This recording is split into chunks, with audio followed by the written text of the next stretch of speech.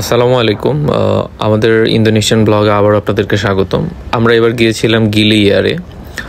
এটা মূলত আমাদের দেশের সেন্ট মার্টিনের মতো। এটা লম্বকের একটা আইল্যান্ড। লম্বকের 3টা আইল্যান্ড আছে, সেটা হচ্ছে গিলি ইয়ার, গিলি মেনো, গিলি ট্রাওয়ানগান। আমাদের গিলি ট্রাওয়ানগানে যাওয়ার কথা ছিল মেনলি, কিন্তু পরবর্তীতে আমরা আমাদের ডিসিশন চেঞ্জ করে গিলি ইয়ারেই যাই।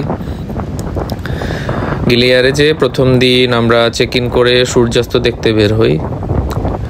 ঠিক সূর্যের বাঁ পাশে ছোট্ট করে এটা দেখা যাচ্ছে যে এটা হচ্ছে বালির মাউন্ট বাতুর। এতটা দূরে তারপরও পাহাড়টা কত সুন্দর দেখা যাচ্ছে। এগুলো এক একটা ভলকানো, আগ্নেয়গিরি ছিল। এগুলো থেকে অগ্নুৎপাত হতো এক সময়, এখন হয় না। তো গিলিয়ারে সারাদিন ঘোরাঘুরি করলাম, সূর্যাস্ত দেখলাম। দেখতে দেখতে বিচের পাশ দিয়ে হাঁটছিলাম। তখন ভাটা চলছিল, মূলত ভাটার টাইম ছিল, তাই পানি কম ছিল, তাই এই দিক দিয়েও হাঁটা যাচ্ছিল, সবাই হাঁটছিল। তো সূর্যাস্ত হয়ে যাওয়ার পর আমরা ভাবলাম যে আমরা যাই, কোথাও গিয়ে কিছু খাই।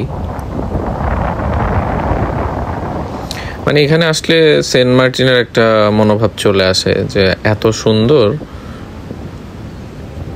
এবং এখানের পরিবেশ পরিস্থিতি, মানুষজন সেন্ট মার্টিনের মানুষের মতন অনেকটা, এবং প্রচুর বিদেশি ট্যুরিস্ট এখানে।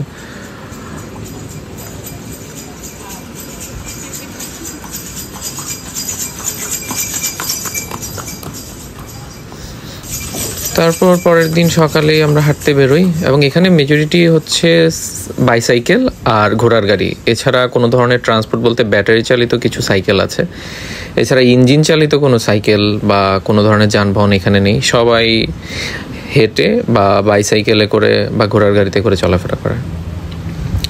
তারপর আমরা জেটি ঘাটে এসে একটু বসলাম। এদিক থেকে দূর থেকে রিঞ্জানি দেখা যাচ্ছিল। জেটি ঘাটে বসে অনেক বাতাস এখানে, মানে ভয়াবহ রকমের বাতাস। বাংলাদেশে কালবৈশাখী হলে যেরকম বাতাস হয়, মনে হচ্ছিল যেরকম বাতাস, মনে হচ্ছিল ঝড় আসবে, কিন্তু এটা খুবই সাধারণ এখানে। আর এই নৌকাগুলো চিংড়ি মাছের মতো দেখতে। এগুলো দিয়ে কিভাবে যে ওরা মানে মাছ সমুদ্রে যায় সেটা নিয়েই আমি চিন্তা করি সবসময়। মানে এখানের পরিবেশ দেখলেই যে কারো ভালো লাগতে বাধ্য। তারপর পরের দিন বিকালে আমরা আবার বেরোলাম সানসেট দেখার জন্য। সানসেট দেখে তারপর সন্ধ্যার দিকে আমরা খাওয়া দাওয়া করার জন্য একটা রেস্টুরেন্টে গেলাম। সেখানে এগুলো মূলত মুরগি গ্রিল করা হচ্ছে, আর আমরা কিছু শামুক টুকিয়ে আনছিলাম। ভাবছিলাম যে এই শামুকগুলো মারা গেছে, বাট পরবর্তীতে দেখলাম যে ঝিনুকের ভিতর থেকে কাঁকড়া বের হয়ে হাঁটছে। খুবই ইন্টারেস্টিং লাগছিল।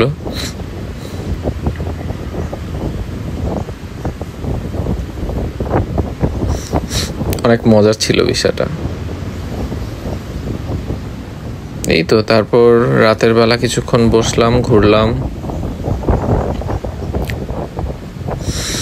মোটামুটি আমাদের গিলিয়ারের ট্যুর শেষ। আমাদের ভ্লগ যদি ভালো লেগে থাকে তাহলে লাইক করবেন, কমেন্ট করবেন, আমাদের চ্যানেল সাবস্ক্রাইব করবেন। ধন্যবাদ সবাইকে। আসসালামু আলাইকুম।